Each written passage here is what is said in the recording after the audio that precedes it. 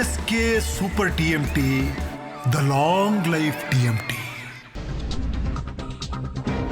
ಇನ್ನು ಕಾವೇರಿ ಹೋರಾಟಕ್ಕೆ ಬೆಂಬಲ ವ್ಯಕ್ತಪಡಿಸಿದೆ ವಾಣಿಜ್ಯ ಮಂಡಳಿ, ಚಲನಚಿತ್ರ ವಾಣಿಜ್ಯ ಮಂಡಳಿ. ಓಕೆ, ಚಲನಚಿತ್ರ ವಾಣಿಜ್ಯ ಮಂಡಳಿಯಲ್ಲಿ ಸುದ್ದಿಗೋಷ್ಠಿಯನ್ನು ನಡೆಸಲಾಗಿದೆ.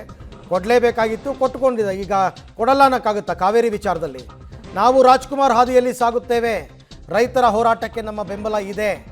ನಿನ್ನೆ ಸಾರಾ ಗೋವಿಂದು ಕೂಡ ಹೇಳಿದರು ಕೊಡಲೇಬೇಕಾಗುತ್ತೆ ನೀವು ಅಂತ.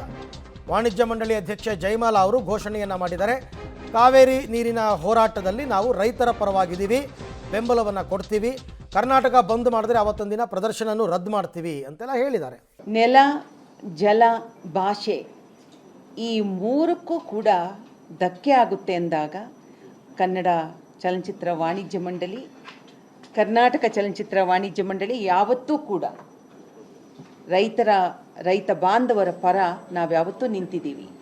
ಎಲ್ಲರೂ ಒಟ್ಟಿಗೆ ಸೇರಿದ್ದೀವಿ, ಒಟ್ಟಿಗೆ ಹೋರಾಟ ಮಾಡಿದ್ದೀವಿ. ಈ ಒಂದು ಪಂಕ್ತಿಯನ್ನು ನಮಗೆ ಡಾಕ್ಟರ್ ರಾಜ್ಕುಮಾರ್ ಅವರು ಹಾಕ್ಕೊಟ್ಟಿದ್ದಾರೆ. ಇಡೀ ಚಿತ್ರೋದ್ಯಮ ನಾವು ಒಟ್ಟಾಗಿರ್ತೀವಿ. ಅವತ್ತು ಮಹದಾಯಿ ಇರ್ಬೋದು, ಇವತ್ತು ಕಾವೇರಿ 4 TMC ನೀರನ್ನು ಬಿಡಬೇಕು ಅಂತ ಹೇಳಿದ್ದಾರೆ. ಒಂದು ಕಡೆ ಬರ, ಇನ್ನೊಂದು ಕಡೆ ಇವತ್ತಿನ ದಿನ ನಮಗೆ ಕುಡಿಯೋಕ್ಕೆ ನೀರಿಗೆ ತೊಂದರೆ ಆಗ್ತಿದೆ, ಮಳೆ ಬರ್ತಿಲ್ಲ ಸರಿಯಾಗಿ.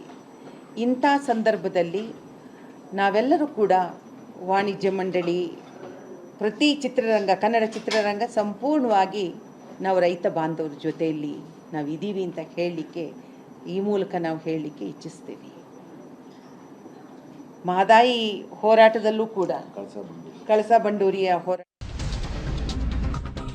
ಓಕೆ, ಇನ್ನು ನಿರ್ಮಾಪಕ ರಾಕ್ಲೈನ್ ವೆಂಕಟೇಶ್ ಕೂಡ ಬೆಂಬಲವನ್ನು ಸೂಚಿಸಿದ್ದಾರೆ. ನಿರ್ಮಾಪಕರ ಸಂಘದ ವತಿಯಿಂದ ನಾಡು ನುಡಿ ಹೋರಾಟಕ್ಕೆ ನಾವು ಸದಾ ಸಿದ್ಧ, ರೈತರ ಹೋರಾಟಕ್ಕೆ ನಮ್ಮ ಬೆಂಬಲ ಇದೆ ಅಂತ ಅವ್ರು ಹೇಳೋದು.